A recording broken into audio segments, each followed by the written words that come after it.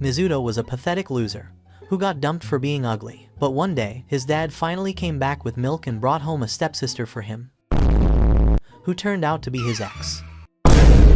The whole story kicks off with Yume and Mizuto already arguing at the front door, bickering over something as pointless as who should walk out first. Right in the middle of their pointless fight, Yumi's mom, Uni, spots them. Instantly, the two switch from hostile mode to pretend friendly mode. Before leaving, Uni casually tells Mizuto to look after Yume, and even though he doesn't want to, he still agrees. As soon as the door closes, Yume demands to know why he accepted that responsibility, and Mizuto explains that Uni basically cornered him. From the way they keep taking jabs at each other, it's obvious they cannot stand one another. Later in the evening, everyone sits down for dinner together. Once the meal ends, Yume and Mizuto get stuck doing kitchen duty as a team. While they clean, Uni comments about how nicely they're getting along, and Minaki backs her up, saying he was stressing for nothing. Uni then mentions that step-siblings can still behave like normal family members. Yume and Mizuto overhear the entire conversation. Yume quietly tells Mizuto they should avoid causing any drama. Mizuto agrees, promising never to reveal the romantic history they once had. He then teases her for acting bossy when she wasn't like that in the past, and she blames him for making her the way she is now. After Mizuto goes back to his room to read, Yume knocks and walks in. She has a new goal: to find out which of them counts as the older sibling. Claiming she was born 30 minutes earlier, she tells Mizuto he should call her the older one. Mizuto refuses and insists he's the oldest. He even throws out a random made-up historical rule that younger twins used to be treated as the firstborn. But Yume immediately calls out his nonsense. When neither of them backs down, he suggests they settle the matter with a competition. Yume accepts and adds another rule: neither of them can reveal their past relationship to the parents. The first person to slip and act weird loses. Mizuto adds that any behavior that doesn't match typical step-sibling interaction counts as a penalty. They both agree the rules stay active even if the parents aren't home. Whoever wins each slip-up round gets to assign a punishment to the loser. Their sibling war officially begins. Yume tries to annoy him first by poking around his bookshelf. Mizuto almost snaps at her until he remembers the rules and realizes she's trying to trick him into reacting. If he gets irritated by something normal siblings do, he'll immediately lose. To make things worse, he has a drawer nearby that contains something he wants to keep hidden. As if she can sense his fear, Yume starts heading straight for that drawer. Mizuto panics and blurts out a sudden apology, shocking her. He then throws out another fake apology to keep her distracted. The tone of his voice makes Yume remember the guy she used to love, and she blushes. Without thinking, she calls him by his last name, something no siblings would say. Instant fail. She loses the first round of her own challenge. Mizuto doesn't waste a second before telling her she now has to call him Oni-chan. Yume, feeling betrayed, does it but clearly hates every moment of it. Mizuto hides the fact that her tone gets to him and pretends he's victorious. Yume snaps that he never treated her like this before. Feeling guilty, he pats her head, but she shoves his hand away and storms out. The next morning, both of them find out that not only are they attending the same school, but they're also placed in the same class, meaning pretending to be distant won't work. During the entrance event, Yume tells Mizuto that they should start walking to school separately, and he agrees immediately. Afterwards, a bunch of girls surround Yume and compliment her speech because she was chosen as the first-year representative. Mizuto feels irritated because he didn't even know she scored high enough to get that position. She's getting main character treatment while he feels like a background NPC. As class orientation begins, two boys approach Mizuto, wanting to be his friends. For a moment, he thinks he's being noticed until one of them instantly asks about Yume, crushing his moment. Later, he goes to the bathroom to think. Those same boys walk in, talking about how they want to get closer to him just to reach Yume. When Mizuto returns home afterward, Yume confronts him. She asks if he's bothered by the way people act around him. She knows those boys had ulterior motives, but Mizuto brushes it off and goes to his room, leaving her feeling uneasy. The next day, she secretly follows him even after he reminds her of their walk separately. Deal. When they reach school, the same boys approach Mizuto again, but Yume immediately grabs his arm and pulls him away, surprising everyone, including Mizuto. The boys ask if they're really siblings because the vibe feels like a couple. Yume quickly answers by saying she has a brother complex, confusing them further. That evening, Yume gets a message from her mom saying she and Minaki will be late. When she tells Mizuto, he offers to cook because she can't. While they eat, she tells him to pretend the earlier moment when her plot armor brushed against him never happened. Mizuto calmly says he already forgot, which embarrasses her even more. Later, when she's in the bath, she keeps replaying how cold he acted. Frustrated, she tries to figure out a way to get a reaction out of him. Eventually, she comes up with a plan. Still wrapped only in a plot armor, she steps into the living room where Mizuto is sitting. Mizuto nearly spits out his drink when he sees her. Proud of her successful attack, she sits down and continues teasing him. Mizuto is clearly uncomfortable, but Yumi pushes harder, asking if he's the type of brother who would sneak peeks at his sister plots. His entire face turns red. She notices him occasionally glancing her way, which makes her even more confident until the towel begins sliding off. She quickly grabs it, suddenly regretting everything. Mizuto stands and walks toward her. She panics, thinking he might do something weird, but instead, he gently covers her with his jacket. He tells her that if she pulls these kinds of stunts, she'll ruin the reputation she built at school. Yuma fires back that she acted like that because she can't stand people disrespecting her family. Mizuto is touched and thanks her. She gets up to grab her clothes, but trips over some shirts and accidentally falls, somehow ending up with Mizuto on top of her. In that moment, memories from their old relationship come rushing back, and they slowly lean closer. Right before the plot develops, the front door opens. Their parents are home. Mizuto panics and tells her to hide inside the couch. When Yuni and Minaki walk in, they only see Mizuto. He lies and says, "Yum went to bed early." While hiding inside the couch, Yume wonders how things might have gone if they hadn't been interrupted. She admits she's starting to get used to their strange new relationship. Meanwhile, Mizuto sits on the couch wondering what he was doing. He had almost completely moved on from Yum. Yet in that moment, everything resurfaced. The following day rolls in, and the entire grade is lined up for their physical evaluations. While everyone else is preparing, Mizuto is deep in his book like the world doesn't exist. That's when a cheerful guy named Kogure strolls over and asks Mizuto to team up for the fitness drills. Mizuto immediately assumes this is another guy trying to use him to get closer to Yum. But Kogure straight up denies it, and says he actually wants to hang out with him because he seems cool, not because of any girl. Mizuto still isn't fully buying it, but Kogure acts like the friendship is already official and moves on. Before the athletes start, the girls are told to go to the infirmary for their BMI measurements. Inside, Akatsuki, one of Yum's classmates, keeps staring at Yum's body like she's analyzing a statue. When Yum notices, Akatsuki apologizes awkwardly and compliments Yuma's figure, while comparing it to her own insecurities. Yum tries to comfort her and admits she once had the same issues. Hearing that only makes Akatsuki more curious, and she even blurts out a totally inappropriate question about Yum's bra size. Yum is mortified but answers anyway. Akatsuki becomes overly enthusiastic and hugs her tightly, convinced that being near Yume might somehow magically fix her chest problem. After the measurements, everyone meets in the gym for the fitness challenge. Akatsuki grumbles about doing athletic tests in a prep school, and Yum agrees because she knows she's terrible at sports. Skills like makeup or personality she can polish, but being athletic feels impossible. Akatsuki goes first and absolutely shocks the entire class. Despite whining earlier, she performs like she's been training for months. When she finishes, Yum asks why she acted like she couldn't do sports, and Akatsuki says she never said she was bad, only that she hated them. Then it's Yum's turn. She's determined not to let anyone discover her secret weakness. She quickly glances across the gym and spots Mizuto lying flat on the floor, giving up on his sit-ups like his soul left his body. Seeing that disaster motivates her, no way is she ending up like him.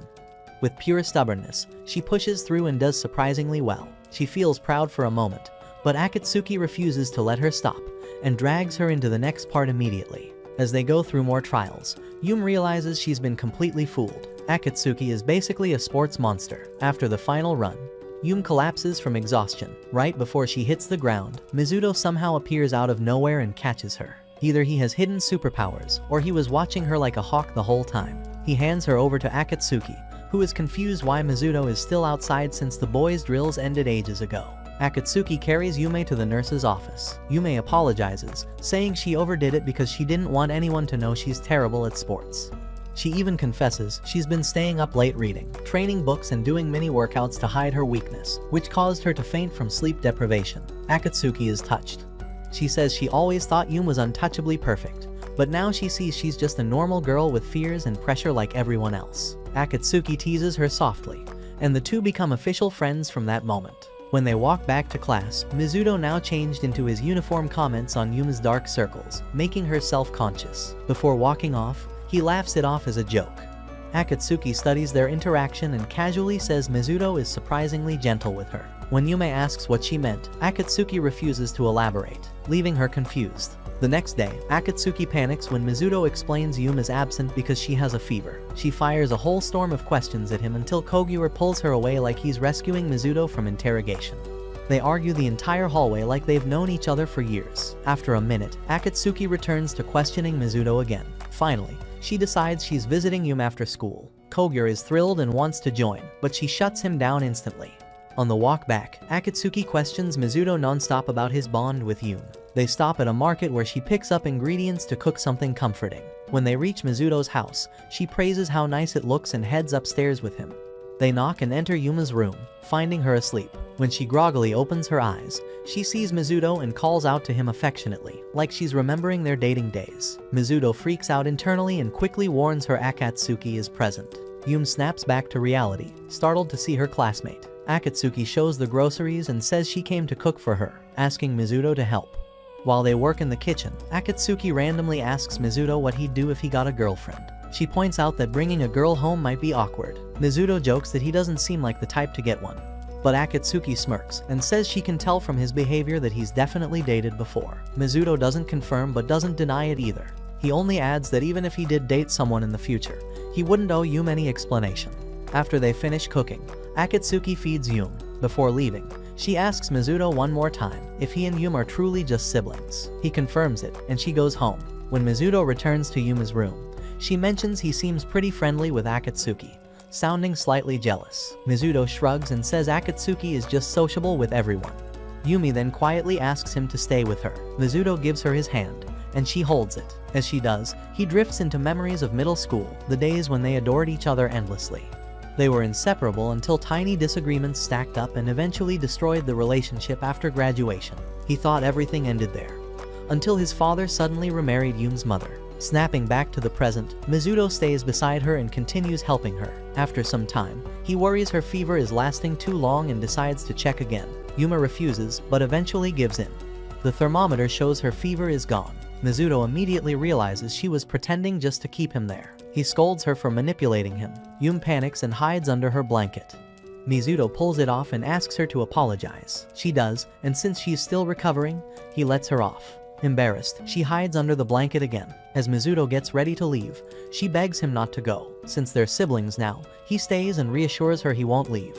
Yume then remembers her past self from half a year ago, the version of her completely obsessed with Mizuto. She treasured every tiny item he ever gave her and stored them inside a secret box. Every night, she'd stare at them like a worshipper, smiling creepily as if his random belongings were holy relics. She now sees that version of herself as an absolute lunatic. Back in the present, Yume notices Mizuto's underwear nearby. Before realizing what she's doing, she lifts it, smells it, and instantly recoils, tossing it away and burying herself under the blanket. She has no idea how she even ended up holding it. Panic hits her as she realizes she's slipping back into her weird old habits. She even blames Mizuto for daring to own underwear in the first place. She knows she's breaking their sibling rules badly, and if Mizuto finds out, there's no excuse that could save her. Her brain spirals, imagining Mizuto discovering her and calling her a pervert or scolding her for her bizarre behavior. Terrified, she decides she has to return the underwear before he notices. She listens for any sounds from his room. He's still awake and pacing around, which annoys her. After what feels like forever, the house finally goes completely silent around early morning. Yume listens carefully, no footsteps, no doors, nothing. It sounds like Mizuto has finally gone to sleep. This is her chance. She quietly slips out of her room, clutching Mizuto's underwear, planning to sneak into his room, return it, and get out before anyone notices. She peeks into the hallway, checks both sides like she's in a stealth game, then tiptoes toward Mizuto's door. Right before she reaches it, the door flies open. Mizuto steps out, holding her bra in his hand. They both freeze, staring at each other, each holding the other's underwear. It's so awkward it feels illegal. A few minutes later, they're sitting in the living room like suspects in an interrogation. To decide who has to talk first, they play Janken rock, paper, scissors. Yume loses, so now she has to explain why she was walking around with Mizuto's underwear like a thief. Backed into a corner, Yume gives herself up. She admits she relapsed into her old creepy habits, saying that if she were still her past self, she wouldn't even think twice about grabbing his underwear. Mizuto catches that and asks what she means. Was that kind of behavior normal for her before? He tells her this is the perfect chance to spit out everything and stop hiding stuff. So Yume finally confesses, back when they dated, she literally kept every single thing Mizuto gave her, even the smallest stuff. Mizuto pretends it doesn't bother him, but the tips of his ears turn red. Yume notices and asks if he's secretly happy she treasured his presence. He coldly denies it, trying way too hard to act unfazed.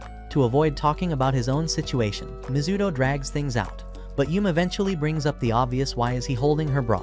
He claims it was an accident. He says it fell on the floor, he picked it up, and at that exact moment his dad walked into the room. Panicking, he hid it so it wouldn't look like he was doing something pervy. After that, he missed the right timing to put it back. Yumi just squints at him, totally unconvinced, accusing him of purposely keeping it because he wanted her bra. Mizuto denies it like his dignity is on the line because it is.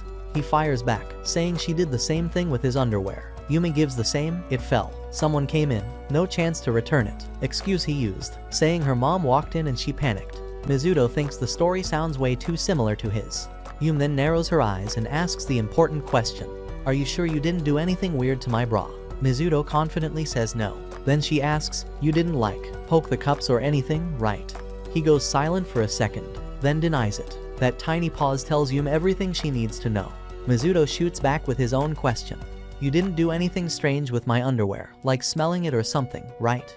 Now it's Yumi's turn to freeze for a moment before answering, which very much does not help her case. He lets it slide, but tells her they should erase this entire incident from existence and never talk about it again. Yumi agrees instantly. They both know they messed up. Since both of them acted in ways that are absolutely not normal for step-siblings, Yumi declares that they technically both lost their sibling game. Mizuto says if that's the case, they each get to use one command on the other. With morning coming soon and their parents about to wake up, Mizuto suggests a condition. Inside the house, they act like the sweetest, most well-behaved siblings ever. Outside, they can do whatever they want as long as they don't cause any drama. The next day after school, Yumi is walking home when she spots Mizuto up ahead talking to a girl. The girl looks a lot like how Yumi used to look in junior high. Same vibe, same style. Yumi stops in her tracks.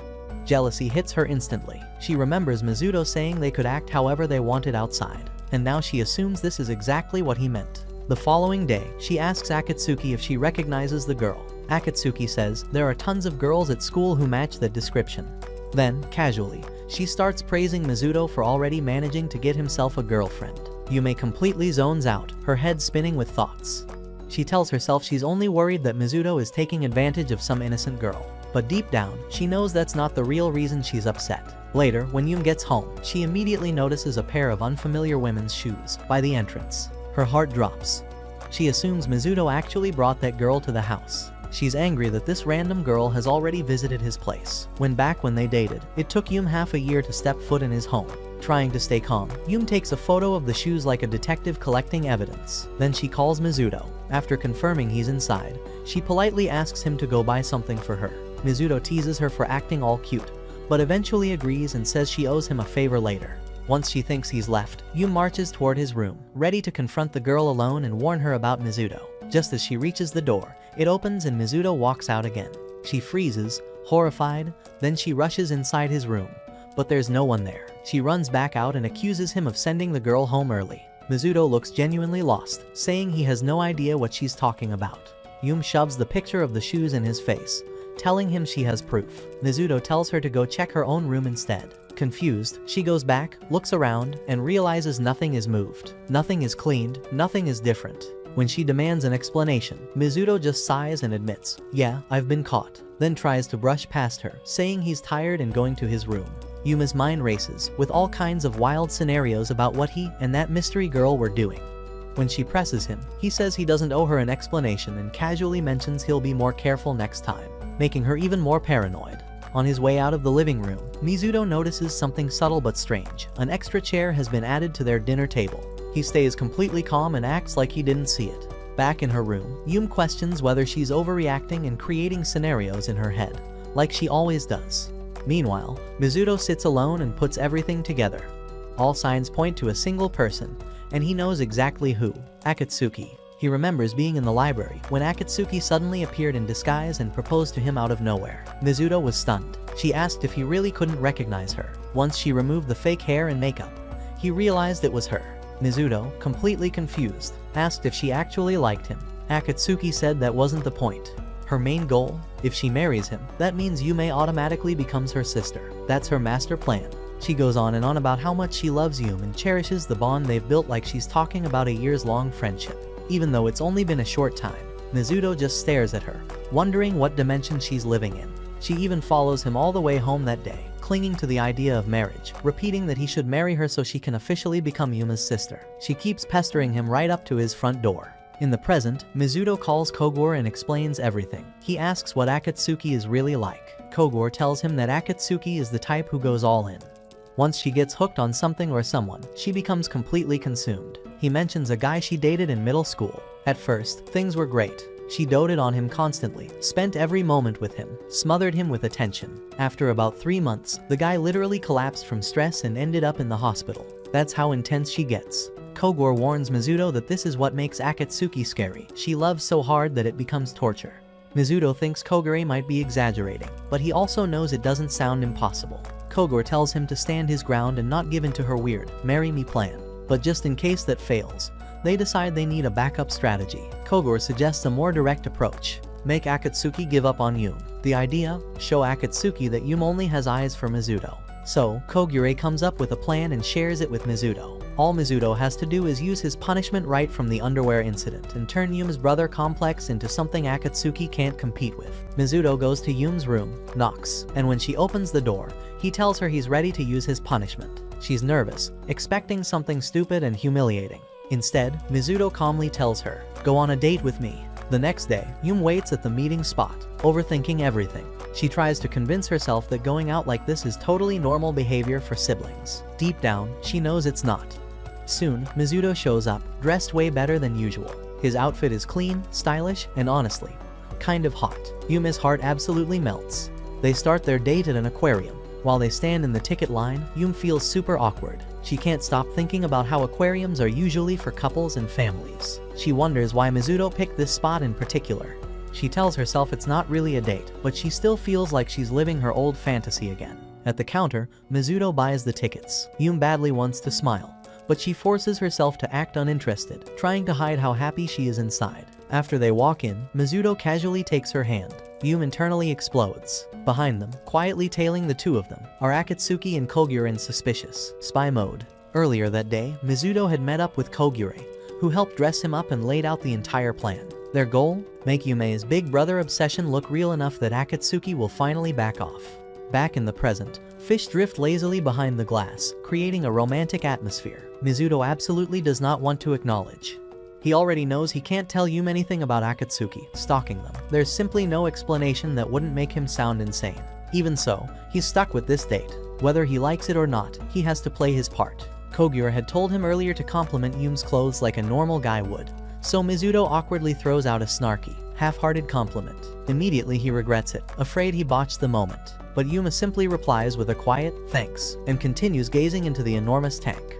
Her reaction throws Mizuto off. She sounds shy, almost like a first-year girl talking to her crush for the first time, rather than an ex-girlfriend who used to know him inside out. Trying to break the tension, he attempts to tease her, but Yume's strangely serious expression kills the mood even more. Meanwhile, Akatsuki is tailing them like a spy. Kogure whispers to her that Mizuto and Yume are acting way more like a couple than siblings, and Akatsuki's eyes nearly pop out. As more people flood into the walkway, Mizuto spots a man and his child about to bump into Yume. Instinctively, he pulls her closer by the shoulder.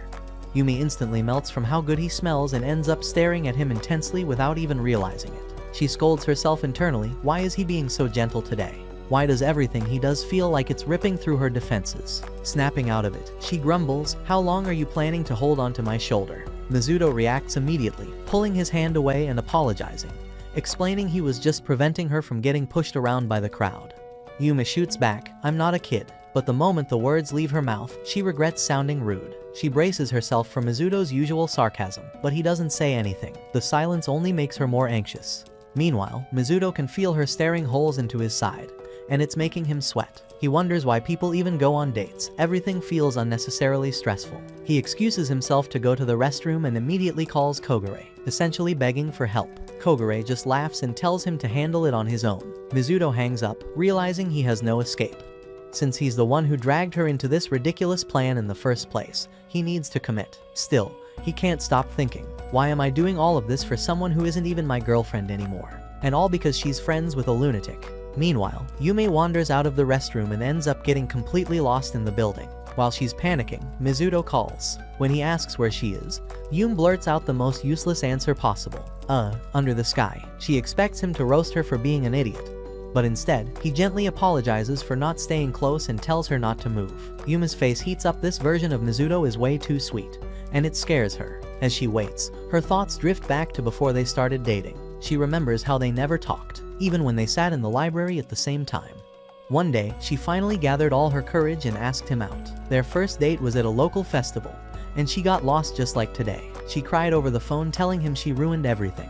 But Mizuto told her not to worry and to stay where she was. She used to think she was useless, clumsy, always causing trouble for the person she liked. Then he found her, bought her a drink, and told her she didn't need to be scared because he would always come for her. Back in the present, Mizuto finally spots her, hands her the same type of drink, and jokingly says he came to collect her. Yuma's heart nearly explodes. They continue walking around, and from Akatsuki's hiding spot, she can clearly see they're genuinely enjoying themselves, bickering included. Mizuto thinks back to their old relationship. Around the 6-month mark, little things Yum did started annoying him. It hurt him to admit it, but that build-up was what eventually ended their relationship. Now that they're simply step-siblings, things feel lighter. No pressure, no expectations. They don't owe each other love or resentment anymore. Surprisingly, the rest of the date goes smoothly. Mizuto even admits to himself that being siblings is way healthier than the messy romance they had before. When the date ends, Yum heads home first. Mizuto stays behind, zoned out, until he receives a message from Kogure, warning him that Akatsuki is on her way, and he needs to finalize the mission. Right then, Akatsuki appears behind him, pretending she just happened to walk by. Mizuto plays along. She apologizes for breaking into his house earlier, saying the door wasn't locked, so she assumed it was okay. Mizuto bluntly asks why she left an extra chair at their dining table. She tries to act innocent, then claims she was just joking around, like it's all a game to her. She apologizes again, but calmly repeats that she still plans to marry him. Back home, Yuma sits in her room, replaying everything. She still doesn't know why Mizuto suddenly took her on a date, and she hasn't stopped thinking about the mystery girl she saw earlier. She admits her detective skills are absolute garbage. When Mizuto finally returns, Yuma invites him to let her take pictures of him, her punishment from the underwear incident. Mizuto pretends to be annoyed, but immediately slips into model mode while Yum snaps photos like an excited fan. When she finishes squealing over the pictures, Mizuto asks if she has one more request. She shyly asks him to hug her from behind and whisper something into her ear. Even though it's a ridiculous request, Mizuto gives her a soft back hug and whispers gently. The next morning, Akatsuki greets Yumi cheerfully. Not far away, Kogure stands with Mizuto and comments that their problem is solved. Mizuto disagrees. He feels like Akatsuki is just getting started. Kogure tells him to come to him if she does anything crazy again, saying he's the best person to deal with her. Suspicious, Mizuto asks if Kogure has ever been hospitalized. Kogure casually admits he was in middle school. Mizuto immediately connects the dots. He remembers a moment from a school trip years ago before he and Yum were together. One night, Yum thanked him for something, and he replied without thinking, "No problem." Then looked up at the sky and said, "The moon looks beautiful tonight." Yum froze. That phrase is usually used as a coded love confession.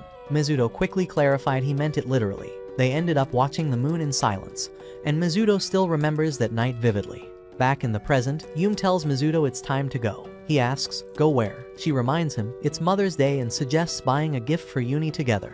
Mizuto claims he forgot and doesn't understand why they should go as a pair. Yume argues that Uni would be thrilled to see them getting along. Mizuto still refuses. He wants his weekend quiet and stress-free. Yume walks away without arguing, but after a while, she returns wearing a pretty outfit and calls out to him. Mizuto looks up, immediately drops his book, and stares. Yum smirks. He broke their no-reacting rule, so he's now forced to follow her shopping. They board a crowded train. A sudden shake throws Mizuto off balance, and he ends up leaning against Yum. Embarrassed, he tries to move away, but she stops him, saying the train will keep wobbling and they'll just bump again. Mizuto reluctantly stays where he is. When they reach the mall, they begin searching for a gift. Mizuto suggests a frying pan. Yuma rejects it instantly. He suggests couple mugs, then custom tableware. She shoots them down too. After going through half the store, they finally choose something. When they return home, they give Uni a bouquet of flowers and heartfelt words. Uni bursts into tears on the spot and rushes to show Minaki the gift. Yumi feels warm and satisfied, while Mizuto stays cold as usual. Later, Yumi notices a soft light coming from a room, and sees Mizuto quietly talking to a photo of his late mother. She watches until he notices her and invites her in. She apologizes for spying and asks if he remembers much about his mom. He tells her he doesn't. She passed away when he was very young. Yumi comforts him in her soft, awkward way. Afterward, Mizuto says the gift gave him an idea. Since his dad and Uni haven't had real newlywed time, he suggests giving them a night to themselves. Yum is impressed by how thoughtful he can be. She suggests buying them trip tickets or fancy vouchers, but both are too expensive. Instead, Mizuto proposes that they spend a night away from home. Yuma immediately panics, thinking he means staying together. Mizuto clarifies that they won't be sharing a room. She calms down. Since they need a cheap and private place, Mizuto says there's only one option left: a love hotel. Yuma nearly chokes. Mizuto adds that they don't need to give their real ages. Yuma's horrified he even considered it, but Mizuto admits he knew it probably wouldn't work anyway, especially after seeing the crazy prices. Yuma still can't believe he'd be willing to go that far. Mizuto shrugs and says he'd only do it if they had literally no other choice. The morning after their chaotic study night, Mizuto casually announces during breakfast that he managed to find a better solution for their overnight stay. He turns his screen toward Yume, showing a message thread with Kogure. Mizuto will be staying in Kogure's apartment, while Yume will be staying right next door with Akatsuki. Both of them freeze when they realize Akatsuki and Kogure are literally next door neighbors, something neither of them ever expected. When the day arrives, the two siblings head to the apartment building. Akatsuki greets them with sparkling eyes, secretly thrilled that Mizuto arranged everything this way. In her mind, this is her chance to have Yume all to herself, like some kind of fantasy come to life. Mizuto warns her to behave like a normal person for once, and Akatsuki pretends she understands. Seconds later, Kogure swoops in, grabs Akatsuki by the back of her collar like someone picking up a misbehaving pet, and carries her away. She screeches in protest, and Kogure bluntly tells her to stop pestering Mizuto and go cling to Yume, who looks lonely. Akatsuki immediately bolts back to Yume, latching onto her arm like a koala and whispering apologies, promising she'll never wander far from her again. After everyone retreats into their assigned apartments, Akatsuki and Kogure exchange one final warning through their open doors that neither should invade the other's space. Inside, Yumi finally asks what's going on between Akatsuki and Kogure, because their dynamic screams suspicious backstory. Akatsuki brushes off the idea immediately, claiming they're only neighbors and nothing else. Meanwhile, in the next apartment, Kogure is giving Mizuto the exact same explanation, saying he and Akatsuki have known each other since elementary school but aren't childhood friends, because that term is, apparently, too affectionate. Mizuto argues that they seem close anyway, but Kogure refuses to accept it. Then, out of nowhere, Kogure leans forward and asks Mizuto how far he's gone with Yume. Mizuto refuses to answer, so Kogure starts yelling through the paper-thin wall that Yume's body is for Mizuto's eyes only. Yume hears the entire thing and bangs the wall hard enough to rattle the frames, while Akatsuki frantically tries to calm her. Kogure proudly announces that the walls have the thickness of tissue paper, as if it's a feature rather than a problem. Mizuto decides to retaliate. He ties Kogure to a chair and begins reading from Kogure's diary with theatrical flair. He reveals that Kogure dreams of becoming a police officer so he can save Akatsuki and eventually marry her. On the other side of the wall, Akatsuki, mortified, slams her palms against the wall while Yume desperately tries to hold her back. From this back and forth, Mizuto concludes that Kogure and Akatsuki are much closer than either of them is willing to admit. That evening, they all coincidentally pick the same restaurant for dinner. Akatsuki had hoped for a private outing with Yume, but fate drops her right next to Kogure again. The air is thick with awkwardness. Eventually, the silence shatters when Kogure and Akatsuki start bickering about what they should order, insulting each other's choices like an old couple who can't agree on anything. Yume and Mizuto step away to grab drinks. Mizuto hesitates in front of the fountain like he's solving a difficult equation, and Yume mocks him for being clueless. She proudly demonstrates her signature blend, mixing multiple drinks like she's creating some magical potion. Mizuto copies her, trusting her confidence. When they return, Akatsuki bursts into laughter and reveals she tricked Yume into making the ugliest drink combination possible. Yume flushes red with embarrassment, and Kogure laughs at Mizuto for falling for it too. After the meal, Akatsuki slides beside Mizuto and sweetly asks him to tutor her in Japanese. Yume quietly watches, bothered by how close they suddenly seem. Mizuto asks what scheme she's running now. Akatsuki leans in and whispers that she's trying to provoke Yume into jealousy, so Yume will cling to her. Mizuto loudly tells Akatsuki she should ask Yume to tutor her instead, since Yume is way better at it. Yumi beams with pride until Mizuto immediately ruins it by reminding her she only gets good grades because she works herself to death, while he gets high scores without trying. Yumi's smile dies instantly. Akatsuki also pouts, irritated Mizuto stole her thunder. Back at Kogure's apartment, Mizuto is studying seriously while Kogure is texting both girls in a group chat, complaining that Mizuto is grinding way harder than someone who supposedly doesn't need to.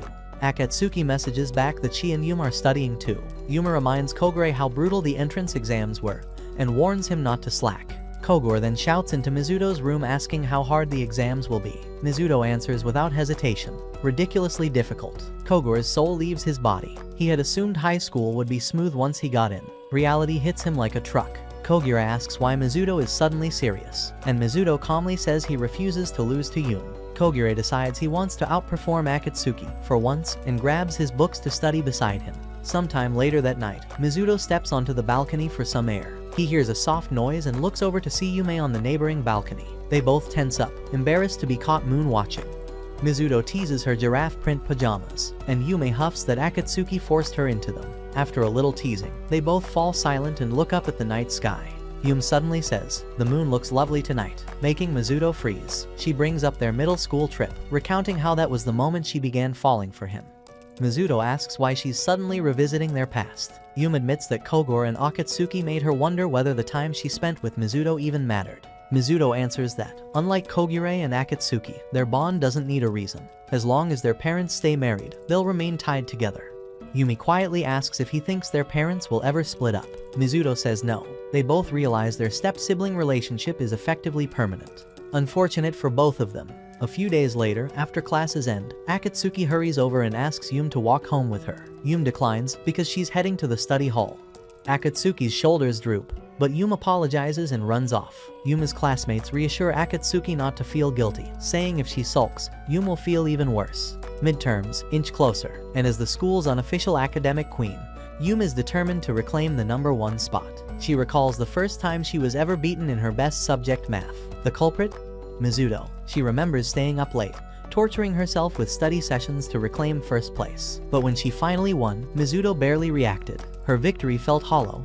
Only later did she realize he cared deeply but hid it behind indifference. Her feelings for him quietly grew from there. This time around, she's grinding harder than ever. Mizuto, on the other hand, is lounging with novels like Finals or Centuries Away.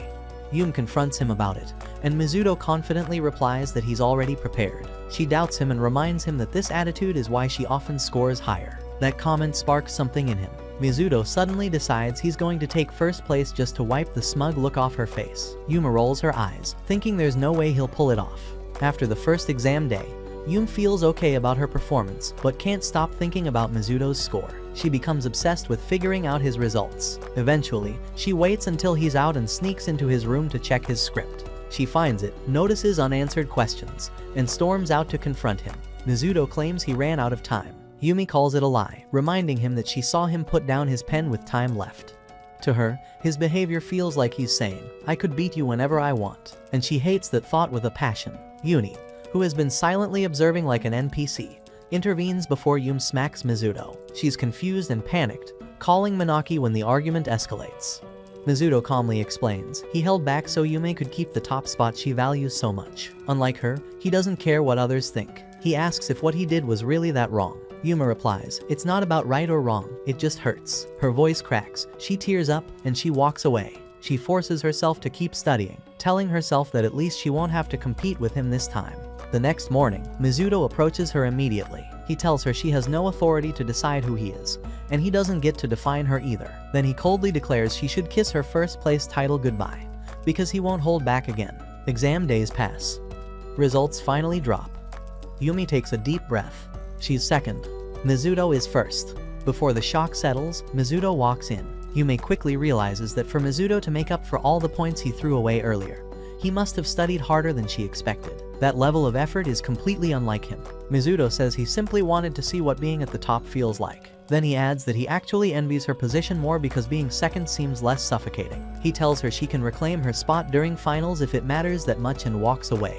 Yume sinks into despair. She believes people only liked her because she was always number one. But then Akatsuki and her other friends rush to her side, treating her exactly the same as before. They joke, comfort her, and act like nothing changed. Yume starts crying. She finally understands what Mizuto meant.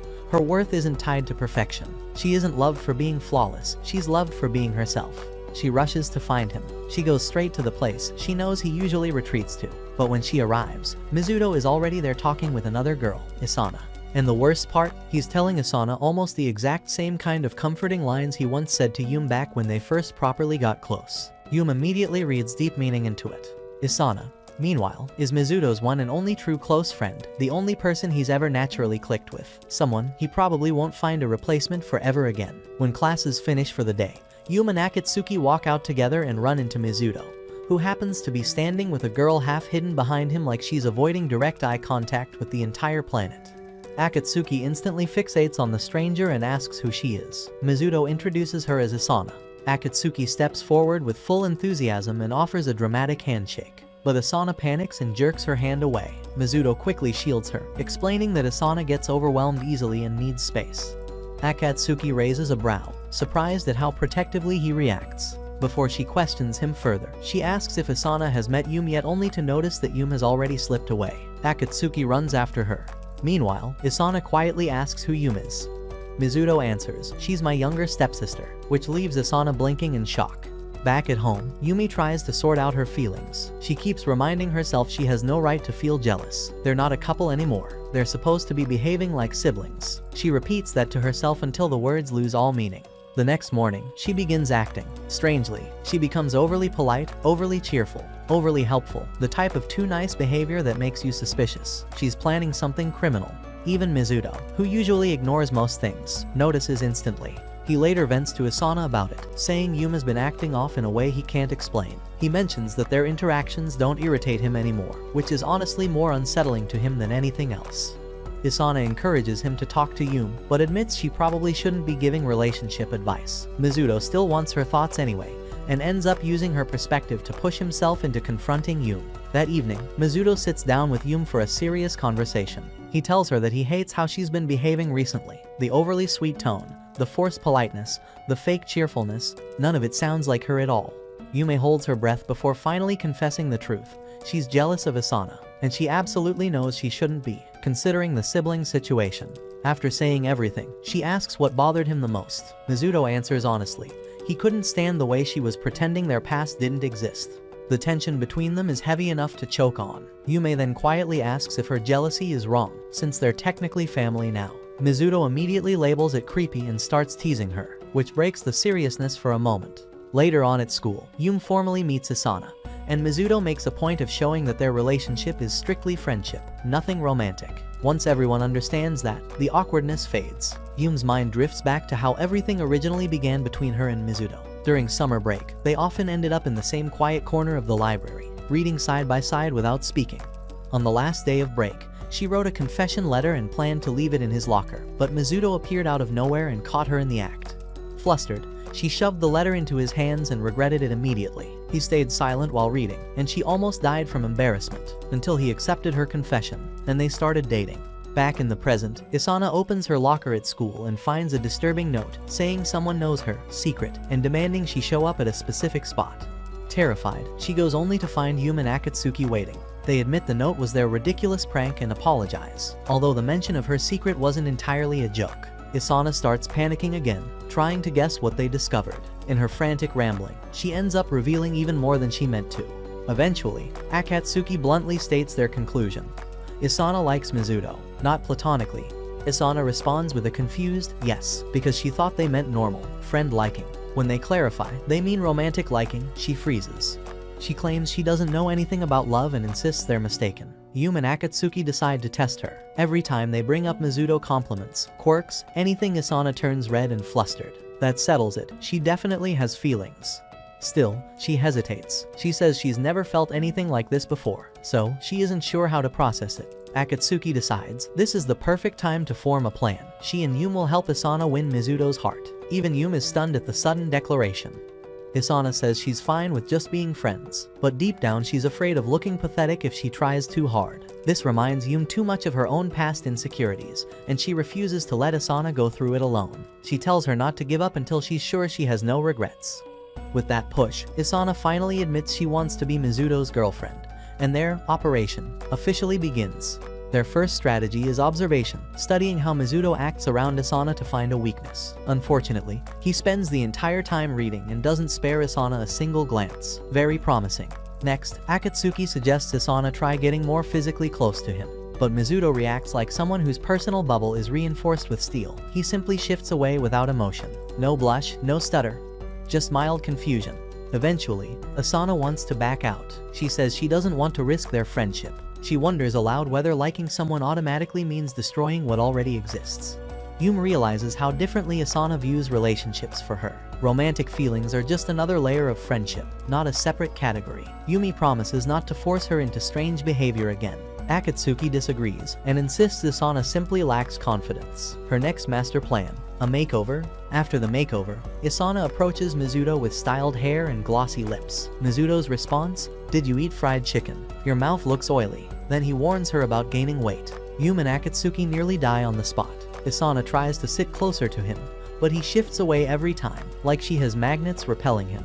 When she finally asks why he keeps dodging, he says he likes his personal space and threatens to show her hell. His version of hell is messing up her hair like a bored toddler. She calls it bullying and forces him to fix her hair again. Later, Akatsuki decides Asana should confess that very same day. Asana almost faints. Yume tries to slow things down, but Akatsuki insists now is the best chance. Eventually, Mizuto agrees to meet Asana. Akatsuki hits Yume with the question she was scared of. Are you excited that your stepbrother might get a girlfriend? That question lingers in Yume's mind longer than she'd like. Asana gathers her courage, while Yum and Akatsuki watch from a distance. Mizuto arrives with his usual unreadable expression. Asana struggles to speak, stumbling on her words. Mizuto gently tells her to say whatever she can and he'll make sense of it. Finally, Asana gets it out. She has loved talking to him. He never belittled her. She enjoys every moment they spend together, and she would like to be his girlfriend. She likes him for real. Silence. Then Mizuto responds. He says he thought she only liked him as a friend, and she confirms she still does. He admits he enjoys being around her too. She's the only person he's ever clicked with naturally. But then the truth lands. He can't accept her feelings. He says they would work well as a couple, but he can't return her feelings because his heart is already tied to someone else. He apologizes sincerely. Asana handles the rejection surprisingly well. At least she got honest closure. Yum, watching from afar, feels tears building because she knows exactly who he meant. Her mind drifts back to what Akatsuki told her. If someone like Mizuto actually wants a girlfriend, it means he needs that person deeply. Yumi doesn't understand why he'd still want her someone he shouldn't be with when someone kinder like Asana exists. Later, at the library, Asana casually says she wants to look through Mizuto's books and borrow a few. Mizuto warns her that going to his house alone might feel awkward. She replies that since she already confessed and he rejected her, she sees no reason to be nervous if he didn't want her romantically. He definitely won't try anything. Mizuto tries to argue but ends up speechless. Later, Asana meets up with Yum and Akatsuki, and the moment the two girls see her outfit, they both react instantly. They tell her straight up that her clothes look outdated, and they're relieved they caught her before she went to Mizuto's place dressed like that. To avoid embarrassing herself in front of him, they decide they'll revamp her style. Asana shyly mentions that she doesn't have money for shopping, but Yum assures her she'll cover everything on one condition. Asana must wear whatever they choose without complaining. The makeover begins, and Asana steps out in outfit after outfit while the other two wait eagerly outside the changing room. A lot of the clothes look good, but are too revealing for Asana's usual vibe. Akatsuki is way too excited, treating Asana like a life-size dress-up character. Asana suggests wearing something simple so she doesn't stand out too much, but Akatsuki insists she isn't thinking big enough. She wants something that fits Asana's natural look, but still makes her shine. Akatsuki points out that the dress Yum is wearing would match Asana's build perfectly. The only problem is that they can't have both girls wearing the same style, so Akatsuki casually decides that Yume should also update her fashion. That's when Yum suddenly realizes she's also being forced into this makeover. Yum has always avoided tight or bold clothing. Back when she and Mizuto were dating, she tried very hard to dress nicely for him but never got a reaction. Yum remembers a date where she spent hours researching the perfect outfit. Mizuto didn't say a word about her clothes the entire time, and she thought she looked terrible. But right as they were about to say goodbye, Mizuto finally commented that her skirt was too short for public. He wasn't mad, he just didn't want others looking at her. That tiny sign of possessiveness made Yum ridiculously happy, and ever since then, she has based her outfits on what she thought Mizuto would like. Now, she realizes she needs to let go of that old mindset. After their own transformations, Yum steps out in a completely new look that leaves Akatsuki and Asana speechless. She actually likes it too. Then Asana comes out wearing the dress Akatsuki picked for her. She feels it's a bit too cute, but Akatsuki assures her that it suits her perfectly. With both girls dressed up, they're ready for the big visit. Meanwhile, Yumi remembers the time Mizuto invited her to his house because she needed a book series he owned.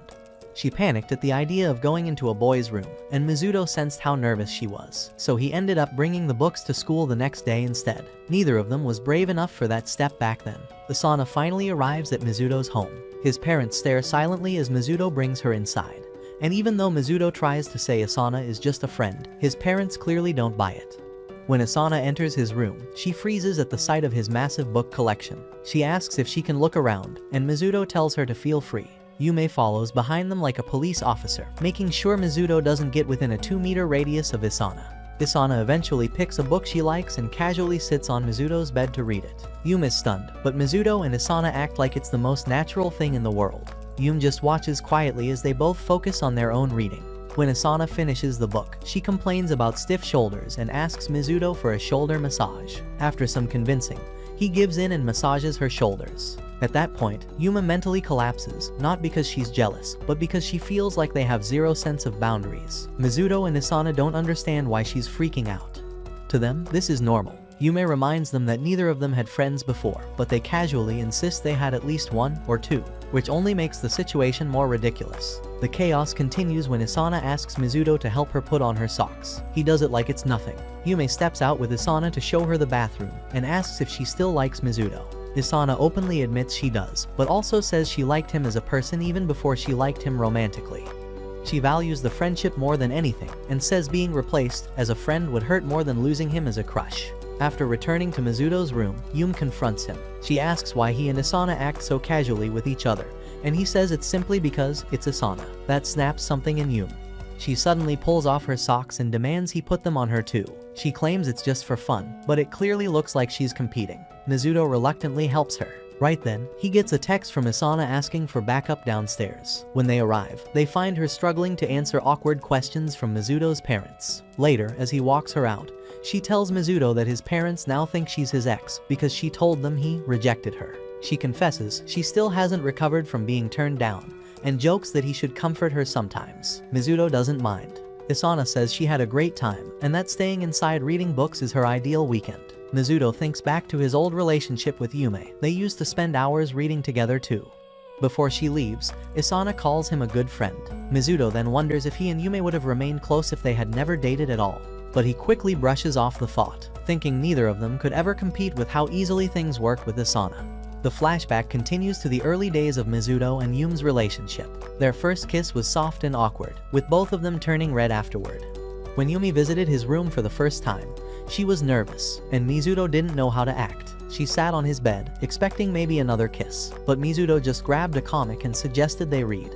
After hours passed, she tried again, and he fumbled again, only offering to walk her home. They had been dating for half a year with almost no progress, and Yume left disappointed that night. Mizuto also felt frustrated because he actually wanted to close the distance but kept hesitating.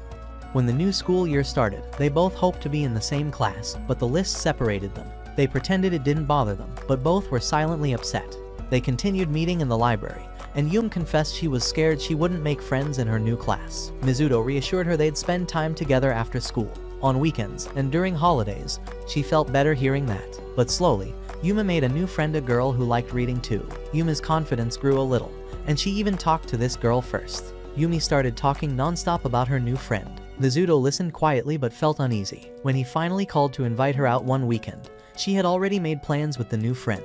That's when jealousy finally hit him, not because she had someone else, but because he feared she'd start choosing others over him.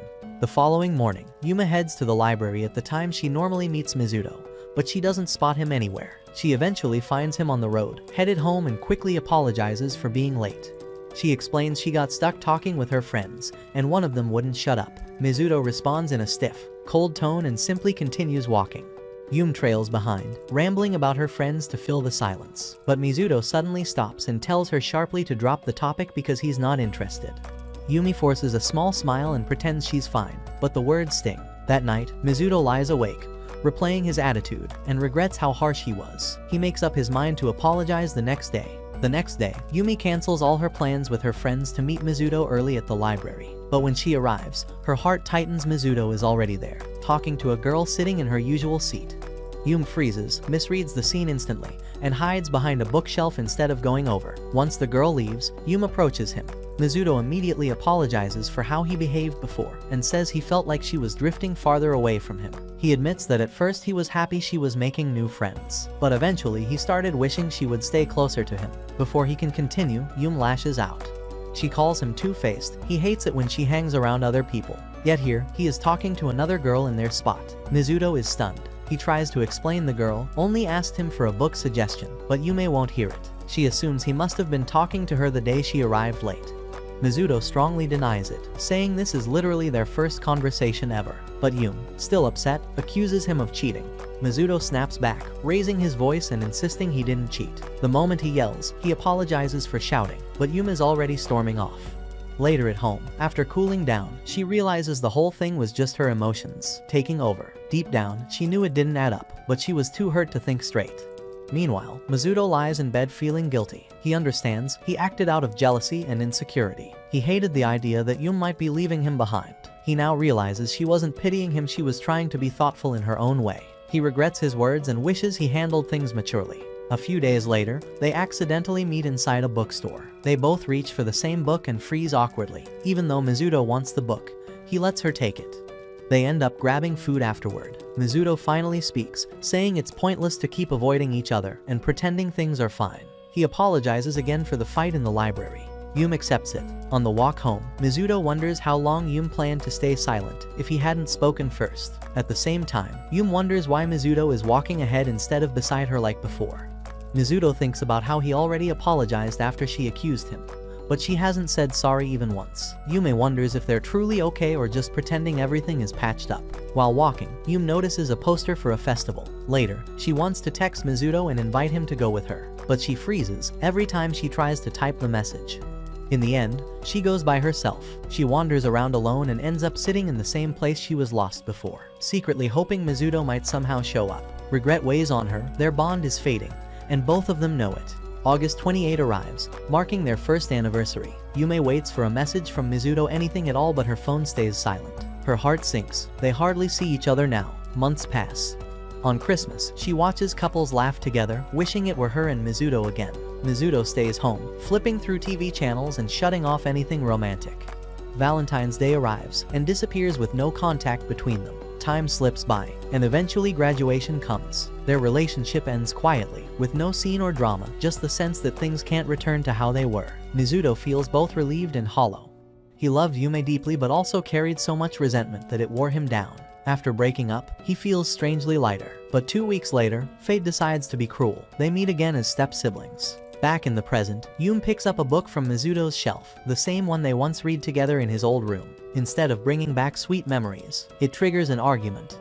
They blame each other for misunderstanding things back then, and during the heated exchange, both finally admit that they wanted something more that day, but were too scared to act. The realization only makes things more awkward. One stormy night, Yum is texting her mom, who says the train stopped because of a typhoon and the adults won't make it home. As Yuma reads the message, she spots an antenna poking out from behind something. Then the monster comes into view. She shrieks and sprints to Mizuto's room in full panic, stumbling over her words. Mizuto asks if it's a cockroach, and she practically convulses at the mention of it. He says he sprayed her room and locked the door, meaning the bug is still inside. Even though Mizuto is also terrified of roaches, Yuma refuses to sleep alone. She insists she has to stay in his room for the night. Mizuto asks if they really need to sleep on the same bed, trying to act annoyed even though he's clearly flustered. Yum teases him, saying he never had the guts to make a move back when they dated, either. He tells her to shut up and go to sleep. Hours later, he turns over and finds her face inches from his. Memories rush back. He reminds himself that he can't let leftover feelings linger now that they're step-siblings. The next morning, Yumi won't stop teasing him about being scared of cockroaches. Their parents walk in and see them bickering, calling it couple-like behavior. Their stepdad casually announces they'll all go to his hometown during Oban and that Mizuto and Yume should bring swimsuits. Both say they'd rather read, but their mom insists.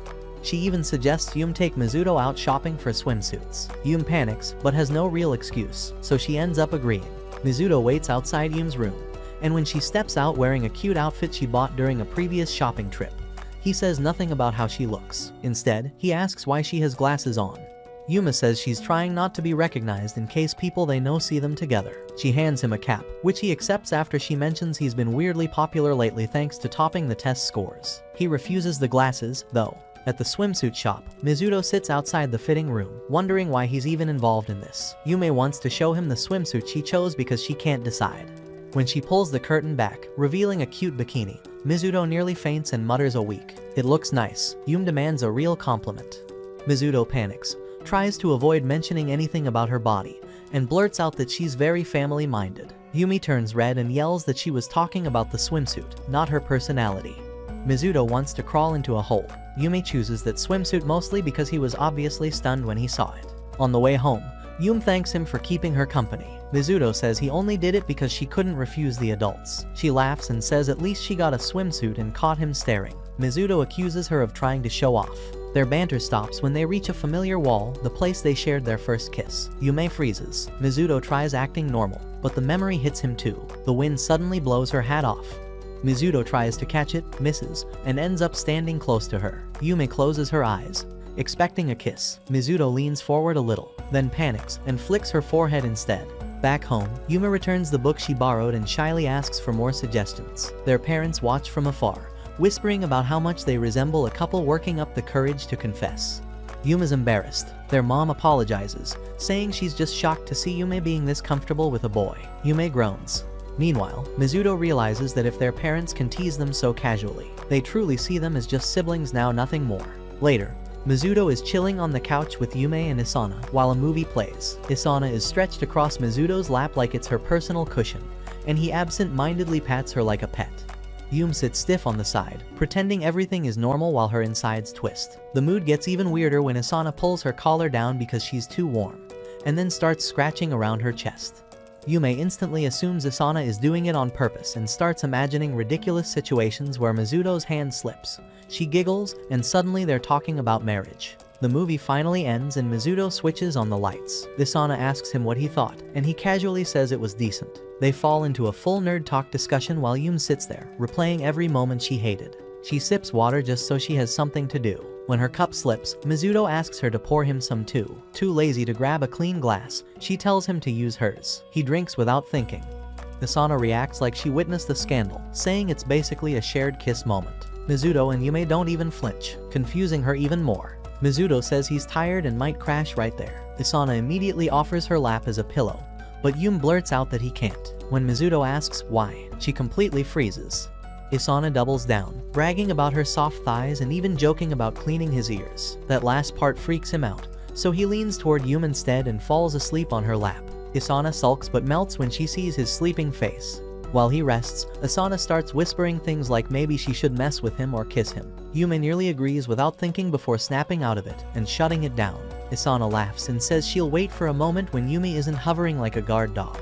She also admits she wants her first kiss to be with Mizuto, that his touch makes her heart explode, but since he rejected her feelings earlier, she can't force anything. She even jokes about becoming benefit buddies with him, which horrifies Yume instantly. Isana shrugs, saying he wouldn't accept anyway. Before leaving, she teases Yume and calls her a brother-obsessed maniac. Yume tries to argue but Isana is already gone, leaving her alone with the sleeping boy. Yume sits quietly, staring at his peaceful face as her heartbeat races. For a second, she leans in like she wants to kiss him but stops herself. Softly, she whispers that wanting things to go back to the past is just leftover emotion, and acting on it could ruin the new family they just built. Their breakup and step-sibling situation, she tells herself, are things she isn't allowed to undo. Later that night, Yuni casually asks Yume what's going on between Mizuto and Isana. Since Isana keeps visiting, Yume tries to play it cool and says they just get along. Yuni wonders if Isana called herself an ex because she's embarrassed to say they're dating. Yumi doesn't deny it, which gets Yuni even more excited. She goes on and on about how opposite people make the best pair, and Yumi starts getting irritated. Then Yuni drops the classic parent line that Yumi should also get a boyfriend because she's cute now. Yume walks off, muttering that she isn't competing with anyone. Back in her room, she admits under her breath that she can't see herself with anyone except Mizuto, and hearing her own words suddenly makes everything clear. She never moved on. Her mind jumps back to the end of summer in middle school. After their first festival date, she was still floating on happiness when Mizuto called her out of nowhere. He didn't even have a real reason. He just wanted to talk. She shyly told him she felt the same way. They talked nervously until he said her name like he had something big to confess, then chickened out, claiming his battery was dying. They promised to talk again once break ended. After hanging up, she lay in bed wondering why he couldn't just plug in his phone and keep talking. Time skips forward to the present. The family arrives at the countryside to meet relatives. They greet Mizuto's grandmother, who is relieved he now has Yume, so he isn't alone all the time. Right as things settle, a girl jumps on Mizuto with a loud Mizutuu. It's his hyperactive second cousin, Mocha. She's thrilled he still acts like the same silent bookworm. Her shy little brother Chikuma hides behind her. Mocha becomes fast friends with Yume and invites her to the family barbecue by the river. At the barbecue, Mizuto hides under a tree with a book while everyone else chats or plays in the water. Yumi joins Mocha and Chikuma near the river. One of the older relatives praises Minamiaki for raising Mizuto alone after his wife passed away, explaining how the family worried for years. Hearing this, Yume decides she has to protect this new family no matter what. Mocha snaps her out of her thoughts by complimenting her waist and swimsuit. When Yume says she didn't pick it alone, Mocha assumes a boyfriend helped.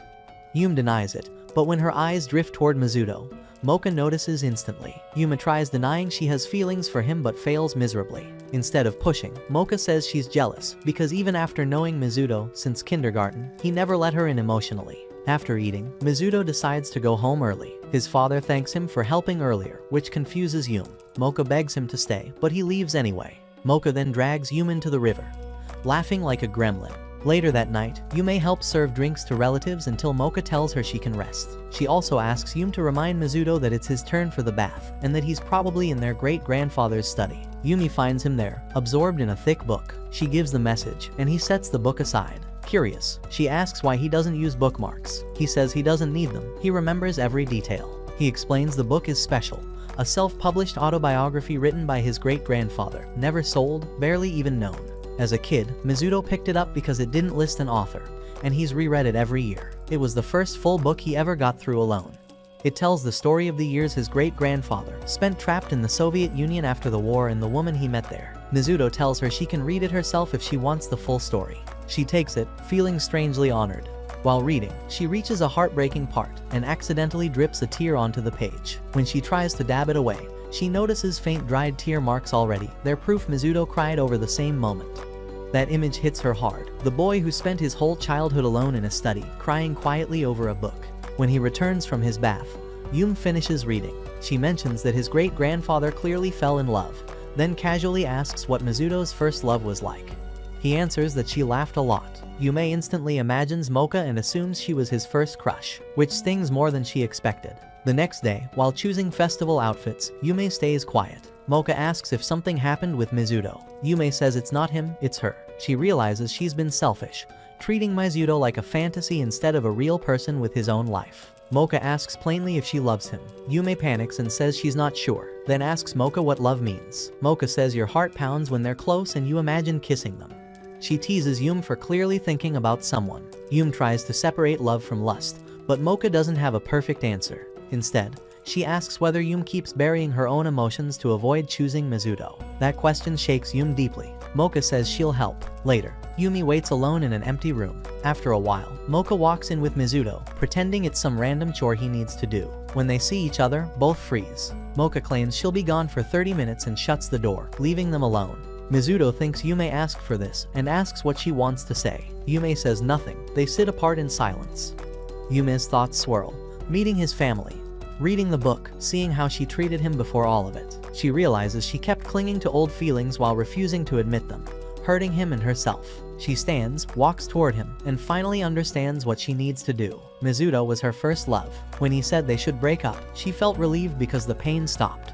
But she never wanted the relationship to end. She regrets not calling him that summer, not giving him gifts, not saying she wanted to stay together. Her eyes fill with tears. Mizuto quietly suggests that, maybe just this once. They act like they could rewind time. That breaks her completely. She hugs him tightly, crying into his shoulder, whispering his name again and again as everything she's buried spills out at last.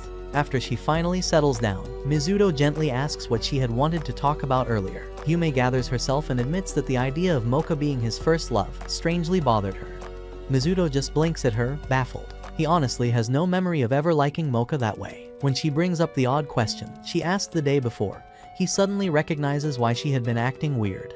He jokes that she may look brilliant on her report cards, but inside, she's a complete disaster. Yume mentally loses another dignity badge. As he gets up to leave, he casually tells her she has snot on her nose. She panics and wipes it immediately, only for him to say he was joking. She lets out a laugh at his dumb humor. Before walking off, he reminds her that he said his first love laughed a lot. Yum freezes, her brain finally connecting the dots he had meant her the entire time. During the festival, everyone puts on traditional outfits. Mocha circles around Yum, praising how nice she looks, though Yum misreads it as Mocha teasing her. When Mocha turns to Chikuma, he shyly agrees Yume looks beautiful. Even Mizuto arrives dressed for the occasion. Mocha immediately asks his opinion of Yum, but before he can answer, Yum nervously asks for a picture instead. She tries to take one of Mizuto, but Mocha snatches her phone and hands it to him so he can take a picture of the girls. Mizuto unlocks it instantly, shocking Yume. He somehow knows her password. At the festival grounds, the two of them stand awkwardly at the edge, like social battery-dead introverts. Yume quietly asks why he even comes every year, and he explains that Mocha drags him along because she has no one else to accompany her. He then asks Yum the same question, and she admits she doesn't have pleasant memories of festivals. Mocha returns with Chikuma and remarks on the packed crowds, suggesting Yuman and Mizuto hold hands so they don't get lost. Mizuto immediately rejects the idea, saying they're not kids. But while he's explaining, Yum suddenly grabs his hand and claims that siblings do this all the time. Mocha backs her up. Mizuto tries to object, but eventually gives up. It's just hand holding. Feeling much lighter after her emotional meltdown the previous day, Yuma teases him while they walk. Eventually, they reach a shooting booth. Chikuma tries first but misses badly. Mizuto reluctantly agrees to go next. Mocha jokingly tells Yum to help him like a big sister, so she stands behind him, surprising him when she grabs him to adjust his aim. Her legs wobble and she loses balance, pressing into him accidentally. The jolt makes him pull the trigger and somehow he nails the target. Yumi jokes that the prize doesn't suit him, but Mizuto gives it to Chikuma, who beams with happiness.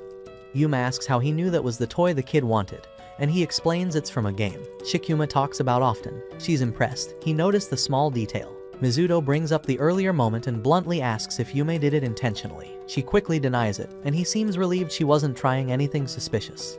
Compared to Asana's boldness, Yum is always shy and flustered. She feels offended that he called her less experienced, but the conversation is cut short as Mocha urges them to move. Back at the house, Yum is introduced to the elder relative, Ketwin, who lovingly asks her to watch over Mizuto. Yum politely agrees, although she quietly wonders why everyone treats him like he needs constant supervision. Ketwin explains that she saved seats for them to watch the fireworks, but Mizuto is missing again. Mocha explains that he always disappears right before the fireworks every year. Things begin to make sense for Yum. He must have been uncomfortable by the river earlier, but still came along for everyone's sake. She recalls last year's phone call where wind could be heard in the background at almost the same time the fireworks began. It matches perfectly. Determined, Yum decides to search for him. Mizuto sits beside an old hut, lost in his thoughts. He reflects on how distant everything has always felt to him, as if he was living behind glass. Books had been the only things that felt alive. His great-grandfather's memoir opened up the idea of human weakness and struggle. Stories became his reality. When he first met Yum, she didn't feel important. But when she got lost during their first date, something clicked. He saw her vulnerability and understood how others must have felt about him. From that moment on, she became more meaningful than any book he had ever read. Yume finally spots him. She catches her breath and teases him for hiding in gloomy corners again. He assumes she came to ridicule him for not socializing with his relatives, but she tells him she already knows he's like that. She recalls the spot he called her from last year and jokes that he must have really liked her back then. Surprisingly, he doesn't deny it. She sits down beside him and asks if he remembers the date of their first kiss. He does. She isn't shocked. It's the password to her phone. That means he once used it too. She blushes thinking about how she practiced for that moment. He teases her, and she snaps back that he'd be more attractive if he spoke less. He calmly replies that he has no reason to fit her ideal type. They both laugh it off. When she asks why he chose to date her, he answers that he probably would have dated anyone, but she happened to be the first one he connected with. Somehow, that answer is enough for her. The fireworks begin. Mizuto's eyes well up. Yume gently places her hands on his cheeks and kisses him softly. He's startled but doesn't move away. Yume's heart aches, but she promises herself she'll win him over again as the person she is now. The next morning, as they prepare to leave the countryside, Mocha asks Yume how things went. Yume replies that things moved forward in a big way. Mocha celebrates with her. Chikuma shyly clings to Yume before saying goodbye. She visits Granny Natsume one last time, who tells her to keep caring for Mizuto. Yume says he can manage himself, but she'll gladly look out for him. As they head out, Mizuto asks what she talked about with Granny. Yume smirks and tells him to guess. He seems dazed by her new confidence. She shrugs and reminds him that they're step-siblings now. Back at school, Kuro meets Asana, and they instantly dislike each other. Yume stays alert, watching to make sure Mizuto and Isana keep a respectful distance. Despite everything, the Arito step-siblings continue forward, knowing they can't return to the past, but maybe they can build something different from it. And that's where this video ends. If you made till the ends, make sure to like and